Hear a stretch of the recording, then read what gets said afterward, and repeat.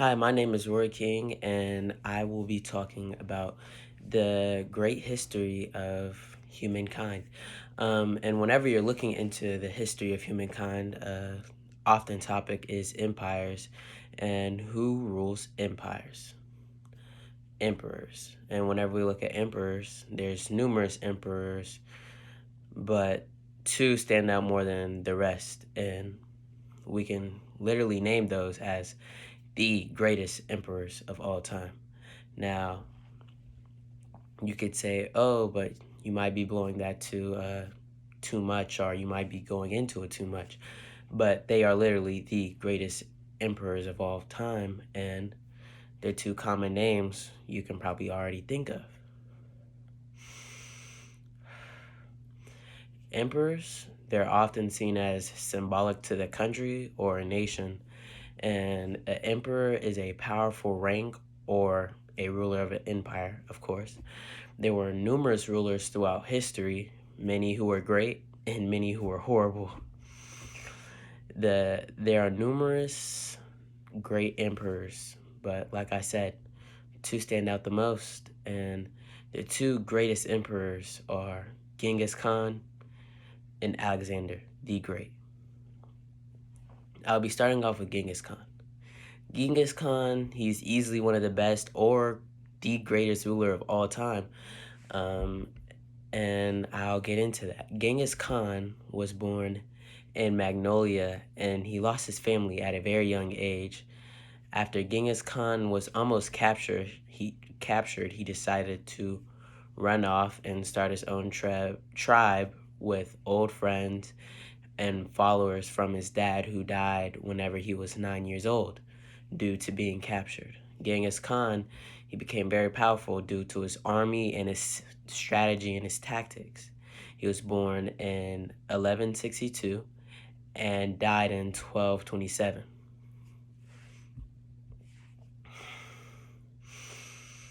Genghis Khan killed 20 to 40 million people during his emphatic rule.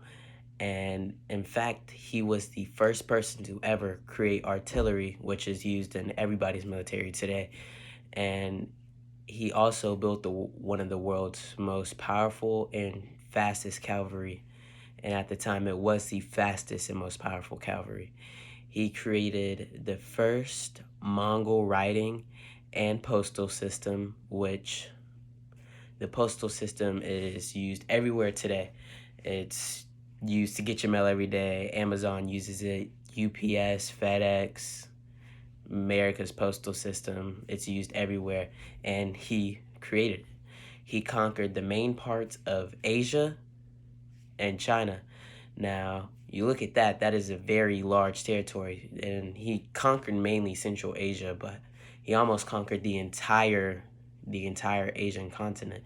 And whenever you look at it, you're like, dang, including over here, it's like, yeah, including over there, because it's in a really amazing size. And for him to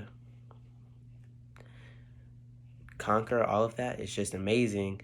And his blood lineage, his kids and his kids' kids kept on conquering due to his success and his tactics and his strategy. And eventually they conquered practically the entire continent. What do you call it?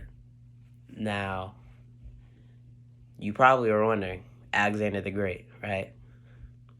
Why is he called the Great? We'll get into that. Alexander the Great is one of the greatest rulers. He's clear. It's mostly a toss-up between Alexander the Great and Genghis Khan. Some people will make arguments about different emperors, but none of them stand up to Alexander the Great and Genghis Khan, which are common names for nowadays, and you see them mostly everywhere. Alexander the Great was born 356 BC in Pella, I don't know how to pronounce the country, so excuse me, I could be saying this wrong, but he was born in Pella, Macedonia, and he also died in 323 BC. Alexander the Great was so famous and great because he had one of the largest empires. Excuse me. But him and, of course, Genghis Khan, they had really large empires, and it was something they had in common. Alexander the Great conquered the Middle East, Egypt, and numerous parts of Asia. Alexander the Great never lost a battle for his 15 years of fighting, and due to his family's royal heritage, it gave Alexander help because Alexander's father paved a major way for him in his military achievements. Alexander named nearly 70 cities after him over the span of his life.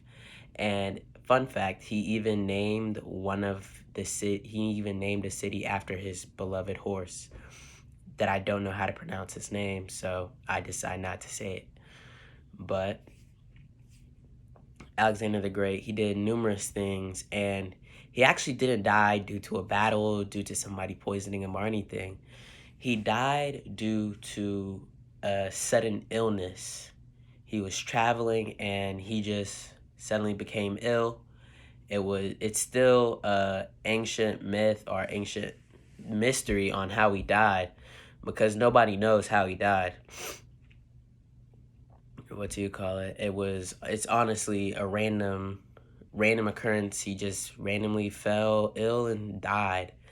Similar to Genghis Khan, except he actually died of a certain illness that was somewhat popular back then, almost similar to a disease or a virus. Alexander the Great and Genghis Khan, they are easily the best emperors of all time, and they have a lot in common. And one of the main things that people say that they have in common is how much they conquered, because they conquered nearly so much. Genghis Khan killed more, but Alexander the Great, he had other qualities, and he did very good in numerous things. Alexander the Great and Genghis Khan, they were both born into royalty. Alexander the Great more than Genghis Khan, because Genghis Khan just had his father's old followers and friends to support his upbringing, and them being born into royalty or leadership easily caused them, or the beginning of their powerful empire. And whenever you look at this is very interesting, because you're saying that, oh, they were just born into royalty and then they just went and took over almost half the entire world.